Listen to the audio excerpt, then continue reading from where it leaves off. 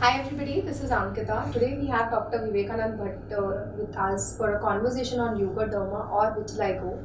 So Dr. Vivekananda has been working as a surgeon for Vitiligo since 1998 and he has been treated thousands of patients for Vitiligo very safely and efficiently. So we would like to hear a little about you, doctor. Like we see a lot of patients with increase in white patches across the country, and I think the problem is been increasing. So what is your say on this? Yeah, see, India and Mexico are the two countries which have the highest incidence of leucoderma, vitiligo, or white patches, which one sees. It's about 2% of the Indian population. So that is quite a huge number of patients that are there in India.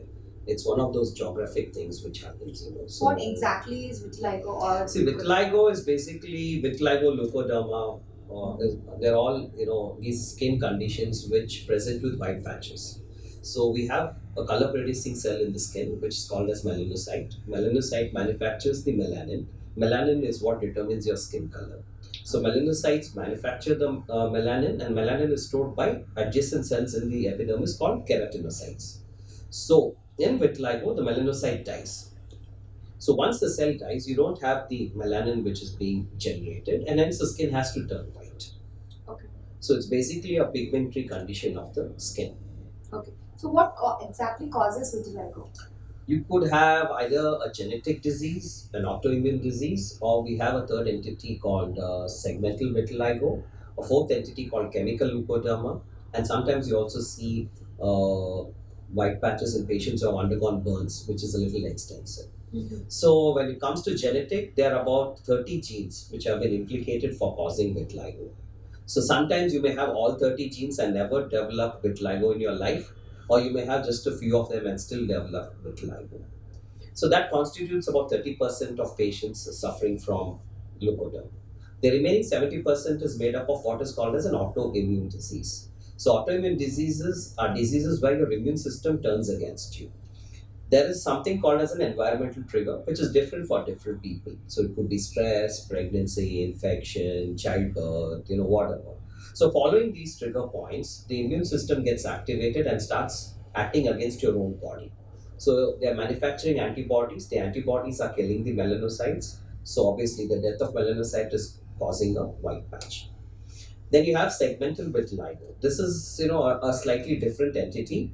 A segmental vitiligo is on only one part of your body. It doesn't cross the midline and go to the other side.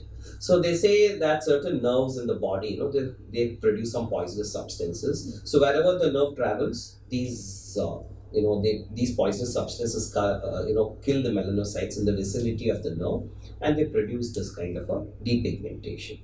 Then you have what is called chemical leucoderma. So it is said that sometimes exposure to poor quality of plastic slippers or even bindis, watch straps, or condoms can cause vitiligo at the point of contact.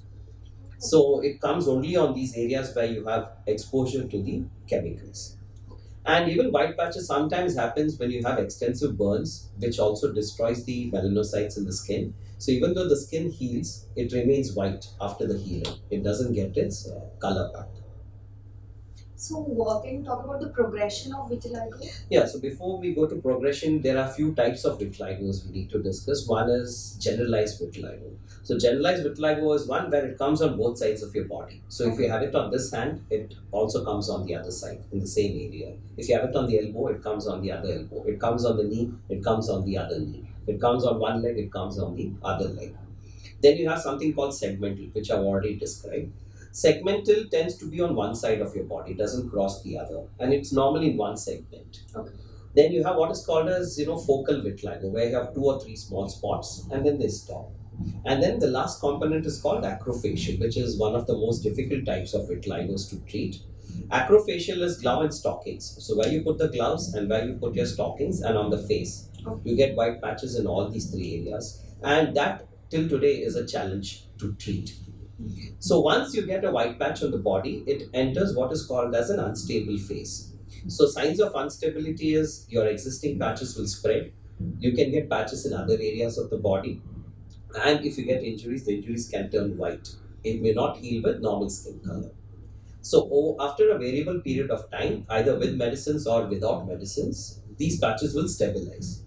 So signs of stability are the reverse. You should not have any patches spreading for a minimum period of 1 to 2 years. No new patches coming in this time frame. Or if you get injuries, they heal with normal skin color. They don't turn, white.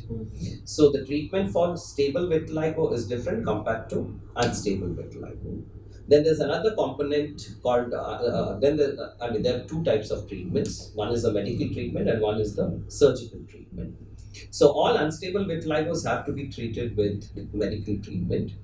So medical treatment usually tends to work well in areas where you have hair follicles in the body, simply because you have melanocytes around the hair follicles. So when you stimulate these melanocytes in the hair follicles with ultraviolet light or laser light or just sunlight, putting them on surveillance, they get, excited and they come up and give you color around the hairs. So that's called perifollicular pigmentation. Medical treatment may not be very effective in areas where you lack these hair follicles. So once medical treatment has failed to give you skin color, and if your patches are stable, then we go for a surgery. So what are the limitations of vitiligo? See, if you combine medical and surgical treatments, and if less than 30% of your body is affected, then we can treat quite a few. Whereas if you have extensive vitiligo, then it becomes a challenge to treat them. The surgeries which have evolved over a period of time, and they have come up only because medicine has been ineffective in treating all the patches all the time in all the patients.